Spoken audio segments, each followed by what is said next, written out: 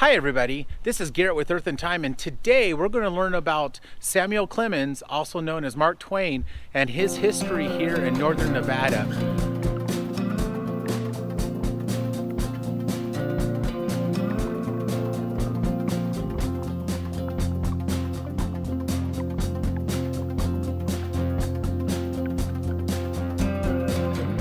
I'm staying in front of the Orion Clemens home, and Orion Clemens was the older brother to Samuel Clemens, who would later be known as Mark Twain.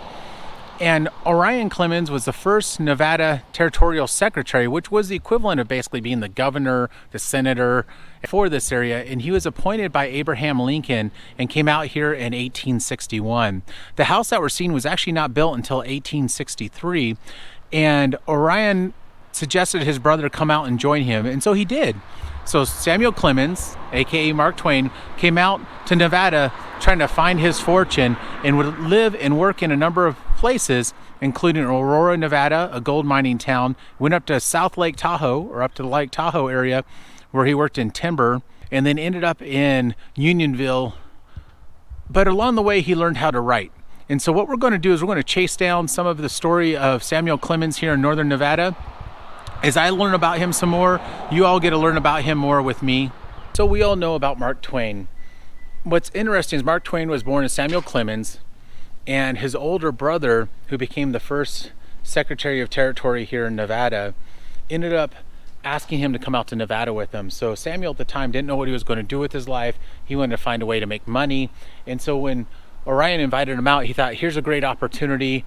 There's lots of possibility out in Nevada, especially in the 1860s, when you're thinking about the silver boom going on in Virginia City and gold and silver booms going on in places like Bodie and Aurora, as well as the timber boom going on to support that up in Tahoe. So he thought this was an opportunity to do some of that. What's interesting is most people consider the birth of Mark Twain here in Nevada, because this is where he penned that name for the first time and where he really became the Mark Twain personality that so many people know about today. One of his books called Roughing It, if you want to learn a little bit more about his ventures here, is based on his time in Nevada, and it's a great reference and a fun story to read. If you all have time to do that, I highly recommend it. It's amazing standing in front of a spot where we know a literary giant, maybe the biggest American literary giant for his time, would come stay, and really got a start in who he was going to become as Mark Twain. It's pretty neat standing here and imagining Mark Twain, Samuel Clemens, in this home, and knowing that he walked on the same stretch of road that I'm going to be walking on. In fact, he would have walked on the same stretch of road for his very first paid gig in 1866 down at the Presbyterian Church, which we'll go take a look at. As I walk to this Presbyterian Church, I can't help but feel like I'm walking in the footsteps of a literary genius. Now, one thing I've learned in reading about Samuel Clemens is that he was somebody who is very apt at playing practical jokes and writing offensive pieces to others, but he couldn't take a joke himself. And we'll talk a little bit more about that when we get up to Gold Hill, and we talk about when his friends tricked him and robbed him at the divide up there as a joke, and he did not take that very well. That being said, we know he's one of the greatest literary geniuses of the time, and still maybe of even today. So Mark Twain's well known, world renowned. What's interesting is he actually had his first paying gig here. So when he was in Virginia City, he ended up having to flee this area because he made so many enemies in 1864. However, he had his adventures in the Sandwich Islands, now known as the Hawaiian Islands, and people wanted to hear about that, so he was brought back here. He probably stayed at his brother's house and would have taken this walk like I'm taking right now down to the First Presbyterian Church, where he went his first talk as a paying gig, which would launch his career giving talks, and I guess his passion for maybe traveling. As I walk down the sidewalk again, I can't help but be fascinated by the idea that Mark Twain walked these very footsteps and came here and gave a talk on his adventures in the Sandwich Islands. So here's the historic Presbyterian Church where that took place. Here's the historical marker out in front of the Presbyterian Church. And here's a little bit about this. Orion Clemens, the Secretary of Nevada Territories from 1861 to 1864. Remember, that made him basically the governor of the state up until that time, because in 1864, on October 31st, is when Abraham Lincoln made Nevada a state. What's interesting is Samuel Clemens, Mark Twain, also donated the proceeds of his third session of his famed third house towards the church construction. Another interesting fact about this is that this is still holding services, and it makes it the oldest church building still holding services in Nevada. So the fates stepped in for me, and a gentleman named Bob here at the First Presbyterian Church actually let me go inside and stand and take some video of the church here. So let's go take a look at that. I'm so in awe. It's so neat to stand where so many important people stood, and I'm sure there's a number of important dignitaries that were inside of this old church. He said that originally, the original structure here wasn't built until 1864. However, they had the congregation, they had another building here in 1861 that, of course, Orion Clemens and Samuel Clemens were very involved in. So really, really neat to see. So this is looking inside of the Presbyterian Church. And Mark Twain, Samuel Clemens, would have stood up there and given his first public speech that he was paid for right there to the citizens of Carson. Fascinating. Not just that, look at the beauty inside this church. I love the stained glass windows. They're gorgeous all the way around. And you have to look at this roof. Look at the tile work on that roof. Gorgeous. And the archways on the doors. What a beautiful piece of architecture and a beautiful place. And I'm standing somewhere that Mark Twain would have stood. That is amazing.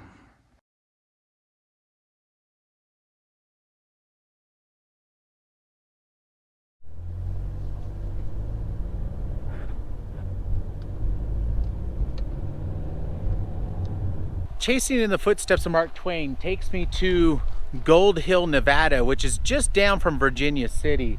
And the reason I wanted to come here is to show the sign here about Gold Canyon. So you see that actually they found gold in this area, and actually they started, my understanding is, mining gold here first, and then eventually found the silver up in Virginia City, which exploded. So Gold Hill here is where actually the population started, or at least the mining started here, chasing after the gold deposits. In fact, the interesting story is the miners were so frustrated by this bluish, greenish clay that was getting all over their boots when they were trying to get the gold, that they were just wiping it off and throwing it away. Well, it turns out that clay was a hint to the mother lode that was here, the largest silver discovery in the world at the time. And they were mining this area and found that. But why I'm here in this area is really to talk about Mark Twain. And so we got to talk about Gold Hill a bit, because in 1866, Mark Twain was on a tour talking about his trip to the Sandwich Islands, or what were known as Hawaiian Islands. And we went and stopped by the Presbyterian Church where he gave his first paid lecture. Well, he then came up to Virginia City to give some talks up here, and I believe they were at the Opera House, which I'll show you as we get into Virginia City. But what's interesting that happened here up the road is this is the area where Mark Twain was actually robbed, and we'll go up to the spot called the Divide and roughly figure out where he was robbed at in that area. So let's go take a look at that here in Gold Hill. Okay, so I'm in Gold Hill now, up at the train station. On November 10th, 1866, Mark Twain was leaving the Mining Union building, which would have been somewhere down in the valley here below us, and was walking up and through on his way back to Virginia City over what was known as the Divide, which is this area behind me. And he was robbed as he was walking over this hill or along this pathway in this direction. And it turned out the robbery took several $100 watch from him, over $100 in cash, even took his pencils. Well, it turns out this robbery was all just a joke set up by some local folks, and his agent at least knew about it, if not in on it. Of course, this really upset Mark Twain. And the reason it upset Mark Twain was, from as I can gather, he didn't seem to take jokes very well, although he was well known as a jokester here. In fact, so much so that the reason he left Nevada in 1864 was fear for his safety because he published so many farcical articles and offended so many people that he had to flee the state. So even when he came back here in 1866 doing his tour talking about the Sandwich Islands, his time in Hawaii, he was worried about his safety. It turned out he was celebrated when he got here. However, some folks wanted to play a practical joke on him and rob him. Now, they robbed him at gunpoint, and of course he wasn't very happy about that. But it goes down in history as a time when Mark Twain was robbed here as a prank, and again, it didn't go very well. I think he ended up firing his manager after that, but it all started down south of here, down in Gold Hill, where he was walking, and he was actually held up somewhere up on the divide, and we're at the edge of the divide. I'm going to drive on top and we'll take another look around. So now I'm sitting up towards the top of the divide. So Virginia City starts just behind me. Gold Butte is down in the distance. In fact, the train station I was at is just over that railing and down there. So now I'm standing on top of the divide. So somewhere in this vicinity is where Mark Twain was held up as a prank. And I just wanted to come show this spot. I thought that was an interesting side story and tells us a little bit about the man, Samuel Clemens, or Mark Twain, and how he approached things in life. So I didn't even know this existed. I had a lot of fun researching that this was a place where something like that happened. He did get his gold watch back. I'm not sure about the money. If others know more about this story, please comment down below. I'm a novice on Mark Twain. I've read, of course, a number of his books. I'm learning about him. I've really enjoyed learning about him while I've been here in Northern Nevada. Please comment down below if you have other things to add. It's a fascinating story. I recommend everybody look up and learn a little bit more about Mark Twain.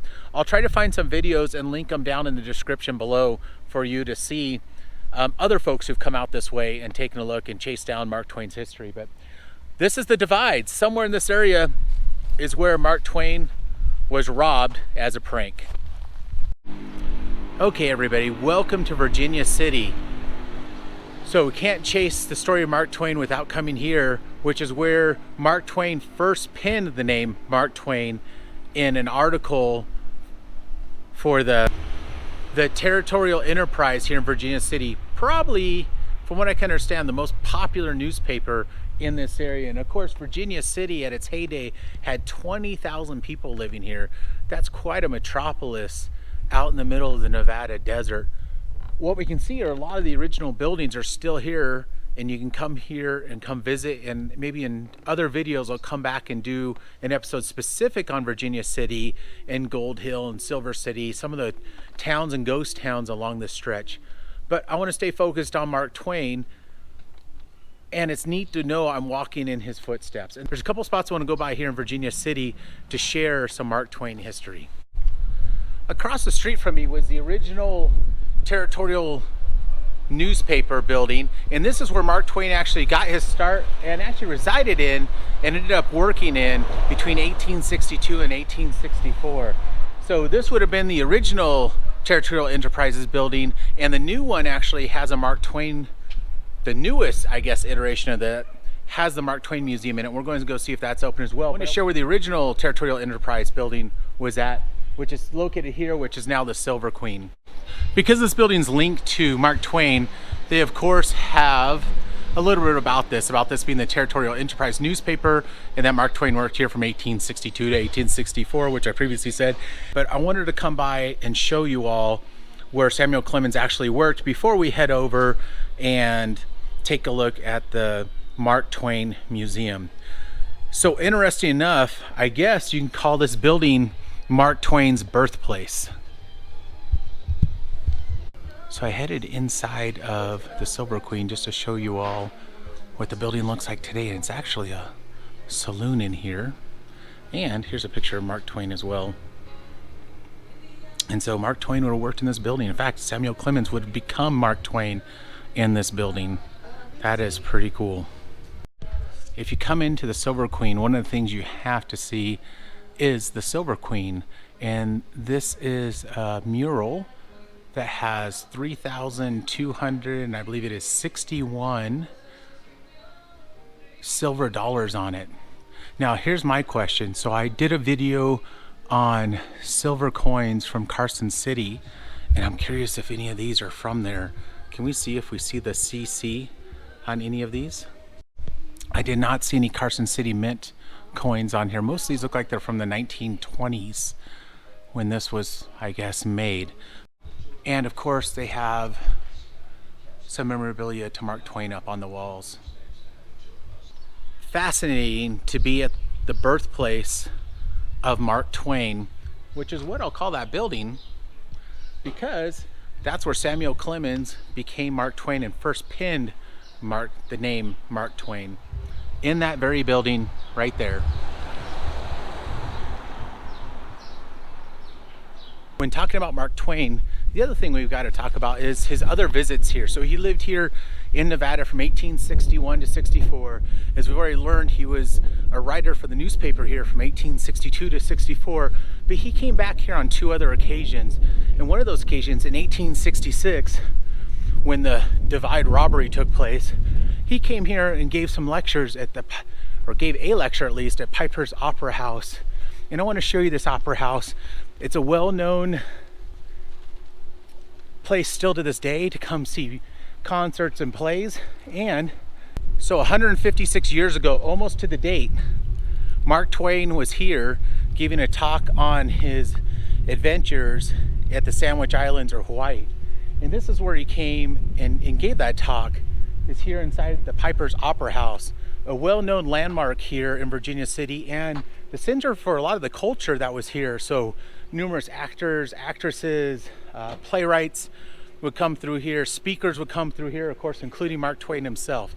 So can't talk about Virginia City and Mark Twain without talking about the Piper Opera House. Actually, the Piper Opera House is closed, so I'm not able to go inside and show you what it looks like, but hopefully I can come back and do other episodes out here and talk about Virginia City, and then we'll be able to come into the Piper Opera House and show you that. But important for Mark Twain is not only did he speak here October 31st, 1866, but I imagine he frequented plays, as this was a center of entertainment within Virginia City, other than, of course, saloons, which included all the things that go with that.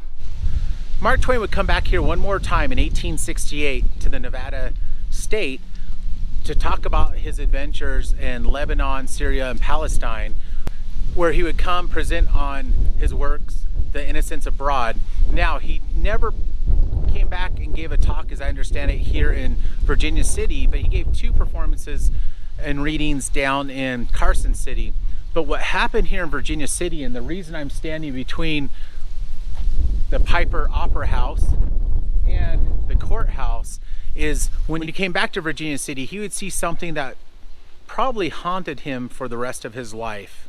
In 1867, an incident happened here that probably rocked the community. A well-known madam was leaving Piper's Opera House after a performance and was walking back down towards, I would assume would be a red light district, or towards her home down in this direction. And her name was Julie Bolle, and she was a very well-known socialite and madam here in Virginia City. And on that fateful night of 1867, she was robbed for her jewelry and murdered. Bolle was so well known that, and became such a legend here, that they actually had, for those of you who remember the Bonanza TV show, had a Bonanza TV show called The Julia Bolle Story associated with it, and the Virginia Truckee Railroad named, I believe it was a passenger car after her. So this was a tragic murder here. What did this have to do with Mark Twain? It turns out that her murderer, or at least a gentleman said he was only an accomplice to the robbery but not the murderer, named John Millian, was known as a French drifter, was charged and hung here in Virginia City. Now, the tie to Mark Twain is Mark Twain witnessed this hanging, and it was the first time he ever watched the hanging all the way through, and not only watched it, but he actually wrote an article that got published in the Chicago paper on the details of what it's like to watch somebody dying as they were hung on the gallows. And this was, I imagine, a pretty traumatic event. And if I remember correctly, Mark Twain became an advocate against corporal punishment or the death penalty after that time. The event would be the last time that he was up here in Virginia City that I've read about. If others know other instances after 1868 when he was here, please leave a comment down below. But I think that event here again in Virginia City once again shaped Samuel Clemens, or Mark Twain at that point, again in his life. So this area was so, Virginia City was so central to who Mark Twain was, or who Samuel Clemens came out and thought he was going to be compared to who he became as Mark Twain. So I wanted to share that all with you because I thought that was really interesting, very interesting stories about Mark Twain and his role here. The Territorial Enterprise office was actually in this building. Now you'll see it says the Territorial Enterprise was established 1858, and of course they made this a Mark Twain museum, but this is actually not the building he wrote in. He actually wrote down the road where we saw at Silver Queen, but what they have here are some memorabilia from Mark Twain. Unfortunately, the Mark Twain Museum is closed. However, some locals told me that somebody did buy this building and maybe it'll open up again. All the Mark Twain memorabilia is still in there in the basement. I sure would love to go see that at some point, so maybe we'll be able to do that in another visit here to Virginia City. Thank you all for joining me today to learn about Samuel Clemens, also known as Mark Twain, and the birth of Mark Twain here in Nevada. I really enjoyed taking you all along with me. I hope you learned something new. I learned a lot as I was researching this, as I was visiting places here in Nevada. Unfortunately, the Mark Twain Museum no longer is open. Hopefully that'll be open in the future and I can do a video from that to share with you all. If you enjoyed this episode, please give it a thumbs up. And if you haven't already, please subscribe to this channel and hit that bell for notification to keep up on all my adventures on this channel. I like to explore geology, I like to explore history, I like to explore paleontology. So if any of those subjects interest you, please subscribe to this channel. Thank you very much, and all of you take care.